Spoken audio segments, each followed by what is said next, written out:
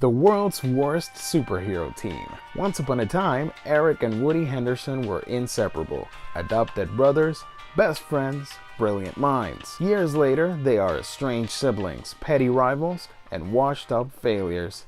But when their father's murder leads them into the throes of a life-altering accident, Eric and Woody will find themselves with a whole new purpose and a perfectly legitimate reason to wear costumes and fight crime. Go big or go home, folks. Quantum and Woody are coming.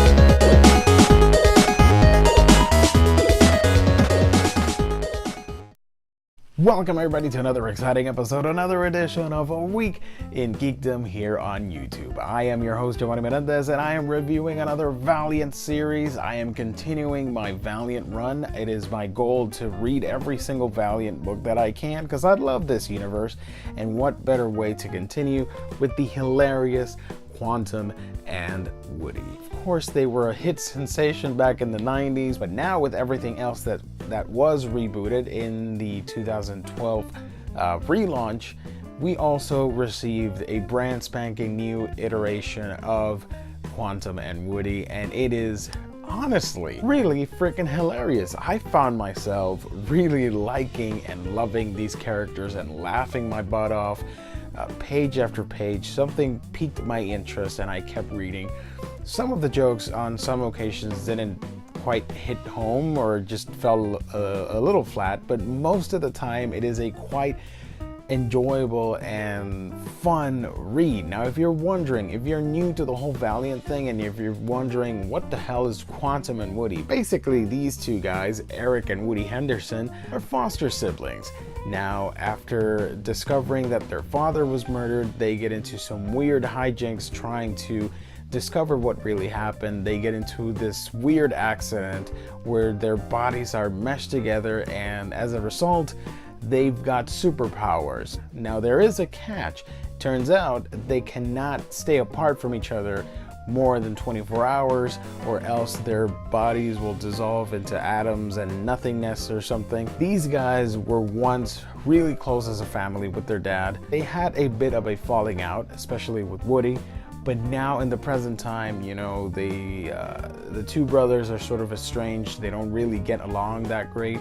There is a chemistry there, and you do see it with the way they interact with each other and the jokes and all that stuff, as only brothers could do. The book really is about family and just no matter what happens, I guess you gotta look out for each other, right? Now, the book goes out of its way to introduce one of the funniest and most bizarre characters I have read in a comic book series, and I am talking, of course, about Goat. I loved Goat. He was my favorite character throughout the whole book ever since he was introduced. I fell in love with the character. He is so funny. He's a super-powered killer goat with laser eyes. What else do you need to know? The character, he receives a standalone Zero issue, which explains the history of Goat, and let me tell you guys, that was hands down the best issue in this book. This collects, I think, 13 issues. It's 12 issues of Quantum and Woody, and that Goat issue, which is actually number 0. This series is written by James Asmus and drawn by a bunch of people, which are all listed at top here, from Tom Fowler, Ming Doyle, Cano, you got Jordi Belair and Dave Lamphere, and I hope I mentioned all those names right, because yeah, there is quite a lot of talent here working on Quantum and Woody. One of the negatives I would say about this book, before I talk a little bit more in depth about it, is the constant art changes. I was not a huge fan of it. Like, Tom Fowler's art is perfect for the book, and then it switches to somebody else, and it just kind of ruins it for me for some reason. I just wanted to continue that style, and I get it. Sometimes, you know, an artist cannot continue with what they're doing, but yeah, it was a little bit distracting. in my opinion. Now, two things I want to mention about this book. First, the humor. I am very picky with my comic book humor. It takes a lot for a book to actually get me laughing, but this book was weird, odd, and bizarre, but at the same time hilarious. The jokes were actually spot on. Some of those references still are still great. I think this was in like 2014 or something. It's almost been 3 years since this book started. It is a little bit slapstick. It is a ton of dark humor, and at the same time it pokes fun at the tropes. It pokes fun at itself, and just critiques itself with social commentary that you would think back then you would be like, oh, you know, it's funny, I guess. But nowadays, when you go back and read some of those jokes, they're really relevant, especially with all the craziness of 2016.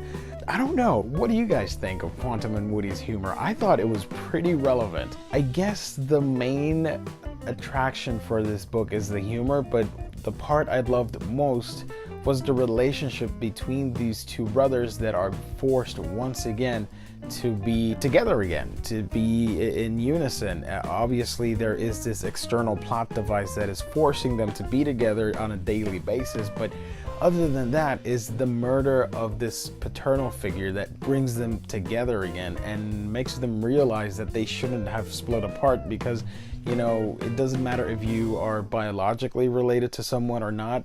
You grew up with that person, you are a family, and it's just a shame when, you know, there's trouble in families and they have to split up and there's arguments and all that stuff. So it's never fun.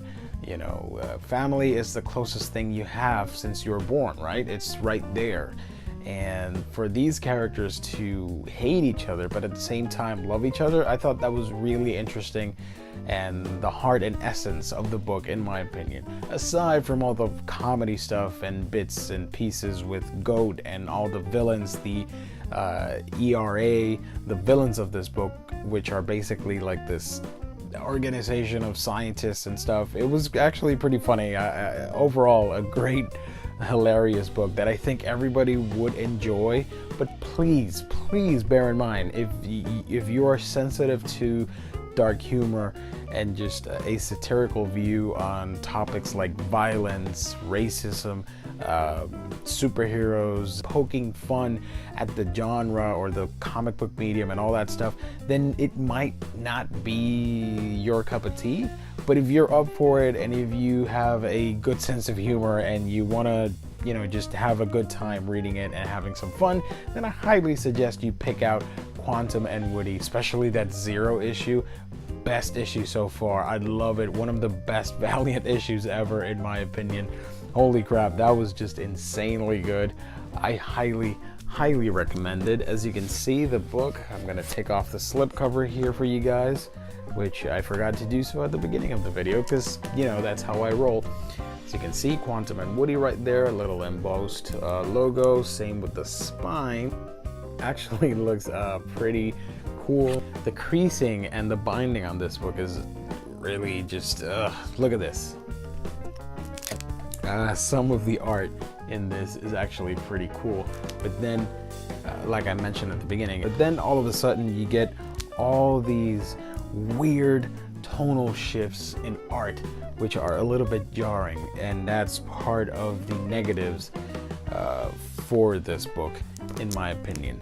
You don't have to worry about all the other Valiant books. If you don't know anything about the Valiant universe, you can read this. It's really reader friendly. You won't be lost at all. So would I recommend it? Heck yeah, I would. It's not the best of the Valiant books out there. I still think Exo Man of War and Harbinger are my favorite Valiant books, but everything is so nice and cohesive and awesome that I have no trouble in saying that yes, you should pick this up as well, especially if you want some humor in your life, because it is a pretty funny book. So yeah, those are some of my thoughts on Quantum and Woody. Let me know down below what you thought of the series, especially what you thought about the villain. The main villain of this book is actually quite bizarre and hilarious, which, you know, fits the style perfectly. And of course, I want to know, Pollo versus GOAT. Who would win in a fight? As always, guys, you can follow me on your favorite social media platform from Facebook, Twitter, Instagram, and Snapchat. Just type A Week in Geekdom and I'm there for you guys. Alright, I gotta go. I gotta continue the hype train and read more Valiant and other books, and I will catch you on our next video. Thank you for tuning in to another installment. You can keep the conversation going through your favorite social media platform. You can like and subscribe to our YouTube page, follow us on Twitter, like our fan page on Facebook, and favorite our pics on Instagram. You can also write to us for feedback, suggestions, and such via aweekingeekdom@gmail.com. Until next time. It's the sound of crappy binding.